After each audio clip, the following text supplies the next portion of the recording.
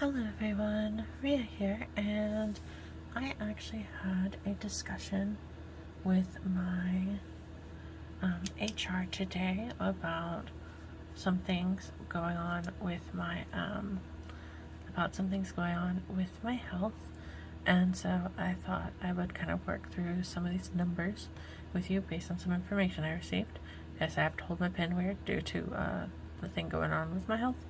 But basically, if I have to take FMLA, we actually do have an employer-paid short-term disability, which, from what I've seen, if your employer pays it fully, you still have to pay FICA taxes, which is like Social Security and Medicare. Sorry, my handwriting's ugly due to my hand issues. And FICA taxes, I believe, are 0.65%, and then the plan that we have is going to be 60% of my gross income. So I just thought I'd work this out. I did kind of run through the numbers slightly before this, but I thought I would just kind of go through the process. So this is like worst case scenario. If I'm on FMLA and I move into my mom's house, me and my spouse move into my mom's house, we can't fully cut off our electricity and water and stuff to this house because my mom's highly allergic to cats, so our cats will actually be staying here and my father-in-law will be caring for them. The reason why we can't just take them over to his house is because he lives close enough that they will just run right back to our house, like get out and run back to our house if they get the chance. So we'll still be paying utilities and possibly rent here, depending on like if our landlords like basically want us to, because like the amount we pay is really $200, and then the rest of it is deducted through like labor that my spouse does during like farming season and stuff. So I'm just gonna assume we're paying that rent, that $200 though. And then I kind of lightly assumed the lower end of our utilities, since I'm just going to have the window unit on for them, and it's going to kick on and off to keep it like at a certain degree in here for them. And then, obviously we'll have water and stuff. Even if you don't use a lot of water, we still pay for sewage and things like that. So let's go ahead. So my gross income for the month is actually a very nice number that I do not get to see typically, which is $4,580, at least I'm pretty sure. So this is how much I'm pretty sure based on, I just recently got into the salary position, so this is how much I believe it is a month. So 60 times 60%, like I said, I kind of pre-wrote these out, so I'm not doing this in my head, is $2,748, and then we're gonna times that, oh, I did that too low, times that by the 7.65%, and that is equal to about, I just rounded this number, $211. So my monthly income for disability would be about $2,537, which this amount would cover our current expenses, like if I wasn't moving into my mom's house. So that's nice to know. This would, we wouldn't be able to save as much, but also I say it covers our expenses, but part of the unknown of a lot of this is my medical bills.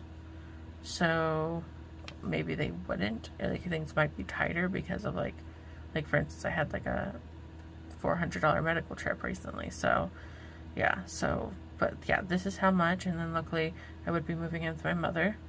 So my expenses, rent and utilities for this house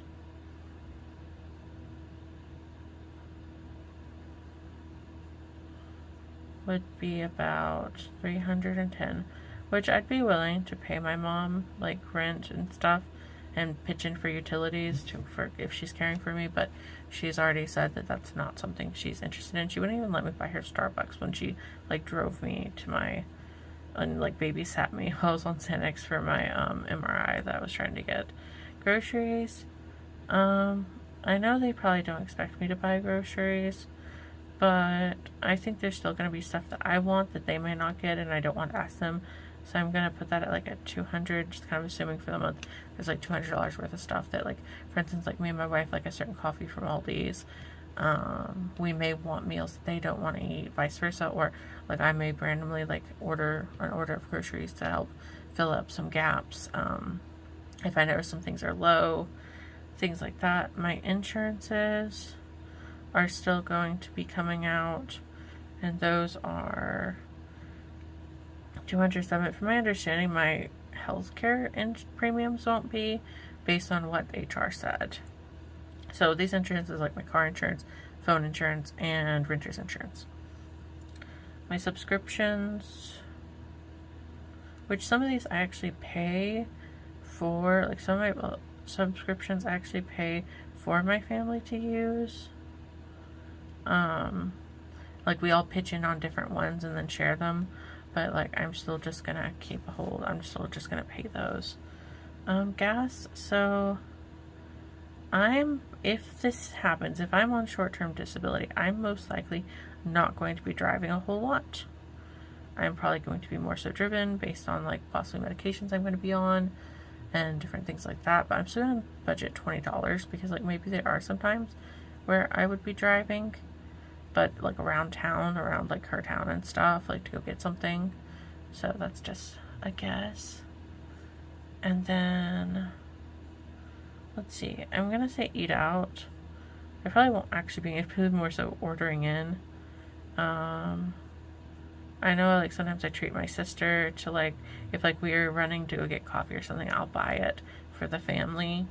I'm gonna say $60. This might be higher, especially depending on like how far away my treatments are and things like that if we're having to eat on the road, but I'd probably put that under more so medical, depending on the situation, because sometimes if I'm like doing trips and if for the medical thing, I just put them all underneath that, but we'll just see.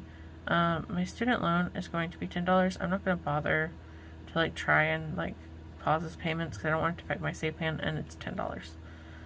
Miscellaneous is probably going to be like a mixture of things, but I just always like to put it under 100 because there's just sometimes odds and ends that like I don't want to make a ton of like little things for, but I'm gonna guess like $100.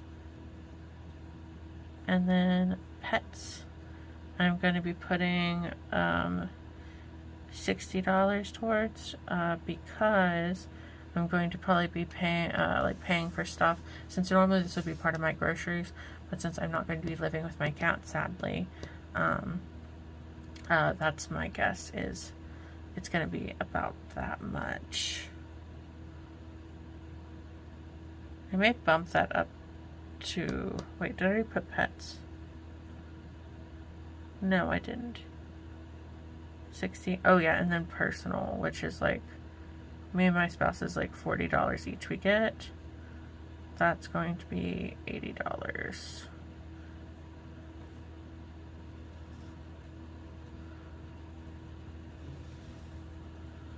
So, these are my expenses. Let's see here.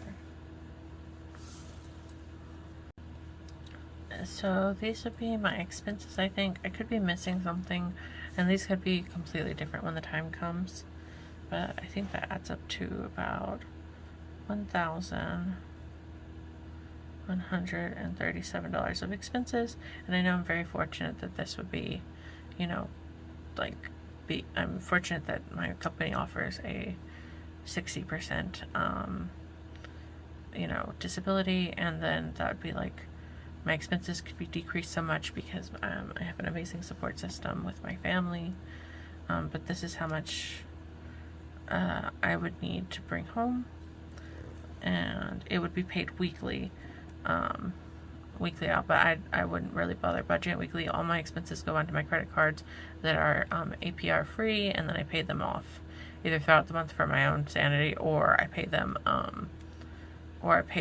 like at the end of the month and apply all the cash back that I get. So there's that. So then if we subtract this number and this number, the leftover would be about $1,400, which I did not plan for that to be that even a number. Honestly, that being a 00 number makes me think I made a mistake somewhere, but then again, I did round up all my numbers, so more likely. And this is not like how much I could put in savings or debt. Technically, it'd be all be putting into savings, because medical. I have no idea the medical expenses that come up throughout this time. Like, even just, like, I haven't even had, like, the worst thing diagnosed. I've been holding my pen the correct way, and now my thumb hurts. Oh, that was a mistake. But yeah, so, this is everything besides the medical stuff that is going to be going on, and I just thought I would kind of, like, work this out with you guys. But yeah, this is if I have to go on like FMLA, which is unpaid. It does protect me for 12 weeks. And this would be my short-term disability payments, and I would get these for 11 weeks. Which I have unlimited PTO and sick leave, but like if you take like more than X amount of days in a row, then they want you to go ahead and go on FMLA. So yes, and then like the gap, like I think there's like a week or 2 week wait for disability. In between that, you can use your sick time, which mine is now unlimited. So yeah, alrighty, well, thank you for watching this video, and I hope you have a great rest of your day.